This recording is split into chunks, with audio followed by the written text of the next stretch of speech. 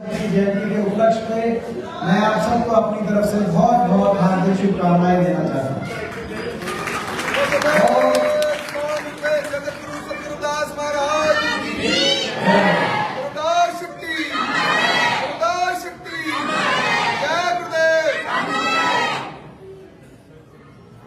और इस उपलक्ष्य पे मैं समिति के जो अपनी पूरी समिति है, जो बाबा जी के सानिध्य में पूरी समिति को मैं अपनी तरफ से बहुत बहुत हार्दिक बधाई देता हूँ और धन्यवाद करता हूँ समिति का कि जयंती का इतना अच्छा 2 दिन का आयोजन आप सबने मिलके इतनी मेहनत से, कल बहुत अच्छी शोभा यात्रा जिसकी चर्चा हरियाणा में पुणे में आई थी अच्छी, और कल भी बहुत अच्छी शोभा यात्रा यहाँ पे आपने निकाली और आज भी इसका आयोजन। और ये प्रतिवर्ष मैं समझता हूँ कि हरियाणा प्रदेश में हर जिले में, हर गांव में, हर शहर में आयोजन होता है निसंदेह, लेकिन जो सबसे अच्छे आयोजनों में वो करनाल के आयोजन का नाम उस आयोजन में आता है। पूरी समिति इस बात के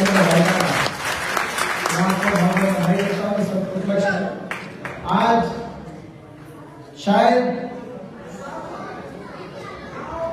पिछले 22 वर्ष 21-22 वर्षों में पहली बार ऐसा हुआ है। वैसे मुझे आप लोगों के आशीर्वाद से मैं अपने आप को बहुत सौभाग्यशाली मानता हूँ कि मुझे कम उम्र में 5वीं बार संसद की शपथ लेने का अवसर मिला। 5वीं बार मैं देश की सबसे बड़ी पंचायत का सदस्य हूँ और पिछले 21-22 साल से देश की संसद में 4वीं बार लोकसभा में हूँ, 1 बार राज्यसभा। मगर पहली बार ऐसा हुआ है कि बजट आज संसद में पेश हो रहा है, लेकिन आज मैं लोकसभा में नहीं गया क्योंकि आज इतना बड़ा दिन है देश के लिए, हमारे भारतवर्ष के लिए और दुनिया के लिए। इतना बड़ा दिन है। आज राष्ट्रीय अवकाश होना चाहिए था, बजट पेश नहीं होना चाहिए, संसद को नहीं चलना चाहिए, बाकी किसी अवकाश के लिए नहीं होती। लेकिन आज उसके बावजूद सरकार ने आज का दिन ये कार्य किया। ये कहीं ना कहीं भारतीय जनता पार्टी की सरकार की शिरोमणि संत जगत गुरु गुरु रविदास जी की सोच के प्रति उनकी क्या भावना है, इस बात का भी परिचय देने का काम किया। इसीलिए इस विरोध में आज मैं संसद में नहीं किया और मैं आपके बीच में नहीं की। जब वो देश का लोकतंत्र का मंदिर वो भी हमारे लिए पावन है, मगर ये देश गुरु रविदास जी का भी मंदिर है। इसीलिए हम देश की जनता जो है आज उनको याद कर रहे हैं। उनके उनकी अमरवाणी जो 700 साल पहले जो अमरवाणी जिसकी जोत बनारस से भारतवर्ष में पूरी दुनिया में वो अमरवाणी गई, जिसकी जोत से, जिस अमरवाणी के प्रकाश से आज भी मैं समझता हूं कि समाज का अंधेरा दूर होता है, प्रज्वलित होता है। आज भी हम सब आज उनकी भक्ति में यहाँ पर हैं, ये इस बात का का प्रमाण है। और उन्होंने ऐसे समय आज से 700 साल पहले वो बात कही जो आज 700 साल के बाद साइंस, बायोसाइंस, बायोमेडिकल साइंस उस बात को प्रमाणित करती है कि मनुष्य में भेद नहीं हो सकता, इंसान में फर्क नहीं किया जा सकता। इंसान ने अपने बीच में दरारें पैदा करी है, लेकिन भगवान ने नहीं करी थी। ये सोच आज बायोसाइंस इस बात को प्रमाणित करती है कि हर तरीके से जब किसी अस्पताल में हम जाए और किसी को ब्लड ग्रुप की जरूरत हो तो ब्लड ग्रुप की जब जरूरत हो तो जब ब्लड ग्रुप देने की बात आए तो जाति धर्म देख के ब्लड ग्रुप नहीं दिखाई दिया जाता, ब्लड टाइप लेके कि भाई कौन सा ब्लड टाइप है। तो जब भगवान ने फर्क नहीं किया, आज ये प्रमाणित हो गया, तो इंसान कौन है ये फर्क करने वाले? ये सोच वैसे तो उनका एक दोहा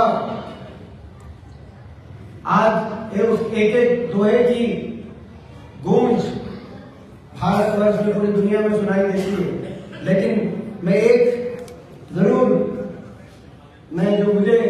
जिनमें से जो जो जो बहुत पसंद है उनमें से एक जो हमेशा प्रेरणा देते हैं, उन्होंने कहा, जाति जाति में जाति है, जो केतन के पार, रैदास मनुष्य ना जुड़ सके जब तक जाति ना जात।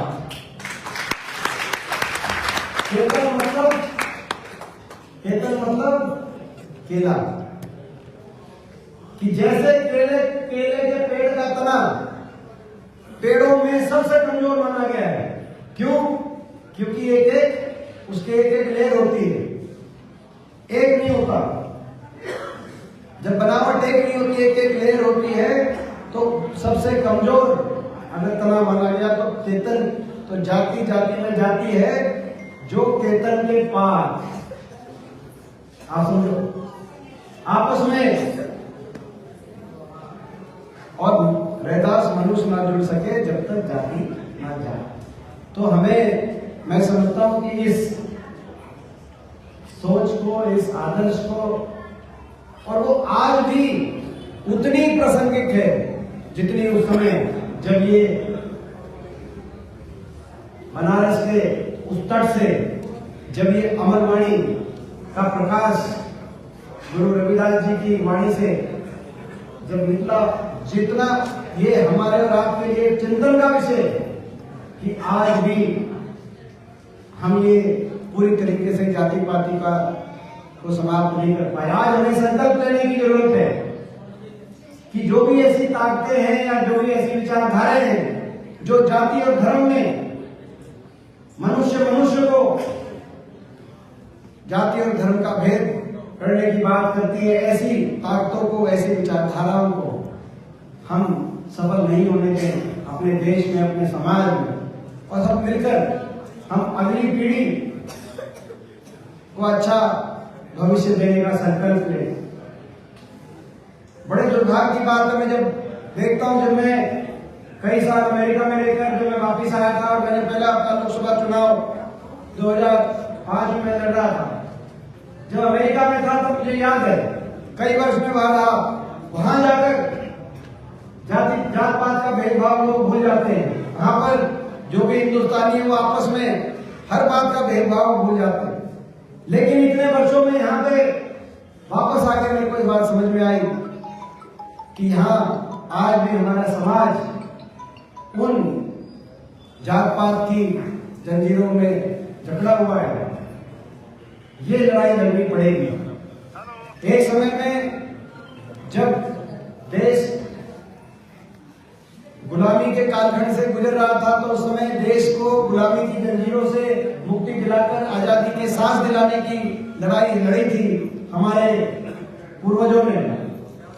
आज ये लड़ाई हमें गुरु रविदास जी की सोच को अपने समाज में, उसकी सोच की लौ अपने समाज में जलती रहे, उस बात की लड़ाई हमें लड़नी पड़ेगी। मैं खास तौर पे अपने नौजवानों को कहना चाहता हूँ, मैं अभी भी देख रहा था, मैं विषय नहीं कहूंगा कि इस विषय पर, लेकिन आज भी आप और हम देखते हैं कि समाज में ऐसा समय आज भी समाज में है कि कोई भी बात आती है, अभी पीछे हमने देखा आपस में नौजवान सोशल मीडिया पर जात पात की बात करते हैं। कितना मैं समझता हूं कि जो लोग मानवता में, गुरु रविदास जी में विश्वास रखते हैं, जो इंसानियत में विश्वास रखते हैं, उनको कितनी पीड़ा होती होगी ये बात देखकर कि जो अगली पीढ़ी जो है।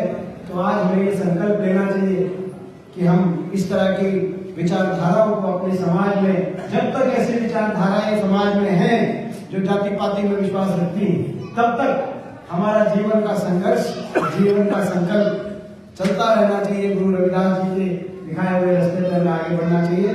आज ये संकल्प हम यहाँ लेते, अभी बता रहे थे रामशरण जी कि यहाँ पर 2012 में इसी भवन के अंदर, इसी प्रांगण के अंदर उस समय तत्कालीन हरियाणा के पूर्ववर्ती सरकार, कांग्रेस पार्टी की सरकार के मुख्यमंत्री चौधरी प्रदर सिंह हुड्डा जी को आने का अवसर मिला था और उन्होंने 51 लाख की ग्रांट उस समय दी थी इसकी निर्माण कार्य के लिए, इसके आगे लेके जाने के लिए। यही नहीं, मैं समझता हूँ कि हरियाणा कोने कोने में जहाँ भी जो हो सका वो छत्तीस बिरादरी के लिए कांग्रेस की सरकार की, तो सबको साथ लेकर, सबका मान सम्मान रखकर आगे बढ़ने के लिए कांग्रेस पार्टी की हमेशा विचारधारा ये रही है। और खास तौर पर मैं समझता हूँ कि ये यहाँ पर करनाल के लिए तो साहब ने जो बात की वो एक अपने आप में एक मिसाल रही। और इस बार भी आपको याद होगा कि रोहतक में 2024 के इलेक्शन से पहले, 24 के इलेक्शन से पहले वाली जो गुरु रविदास जयंती थी, फरवरी 2024 में प्रदेश स्तर का एक बहुत बड़ा सम्मेलन रोहतक में हुआ था। उसमें मुझे पता है लोकसभा चुनाव में कुछ महीने बचे थे, उसमें आप सदस्य रोहित जी भी थे। और वो जो वहाँ पे सम्मेलन हुआ था, कलावर में हुआ था, एग्जैक्टली रोहतक में काफी बड़ा सम्मेलन था, काफी बड़ी रैली थी। और उसमें कांग्रेस पार्टी ने वहाँ पर जो है ये बात हमने कही थी, संकल्प ली थी। और मैंने ये बात कही थी कि जब कभी कांग्रेस की सरकार आई, वो नहीं आई, आप लोगों की तरफ से कभी नहीं रही, आपने बहुत आशीर्वाद दिया, लेकिन अगर सरकार आती तो हमारे घोषणा पत्र का पहला हमारी घोषणा पत्र थी कि वे सरकार आते गुरु रविदास जी के नाम से हमारे प्रदेश का और देश की बेहतरीन यूनिवर्सिटी और विश्वविद्यालय हरियाणा के अंदर बनाने का कार्य किया जाएगा। आपको याद होगा, ठीक है, थोड़ी सी कसर रह गई, लेकिन अब समय चला गया। 3 साल के बाद अब दोबारा से रविदास जयंती है, वो 24 की मैं बात कर रहा हूँ, आज अभी 2 साल हो गए। तीसरी जो रविदास जयंती के बाद चुनाव है, और 3 साल के बाद जो इस बार जो बीजेपी ने 6% से सरकार हासिल तो करी है, लेकिन मैं समझता हूँ 3 साल के बाद निश्चित तौर से दोबारा अवसर मिलेगा और कांग्रेस पार्टी की सरकार बनते ही सबसे पहला काम विजय करेंगे। इसके साथ साथ अपने हॉल के लिए और इस प्रांगण के लिए जो बात की गई है कि यहाँ पर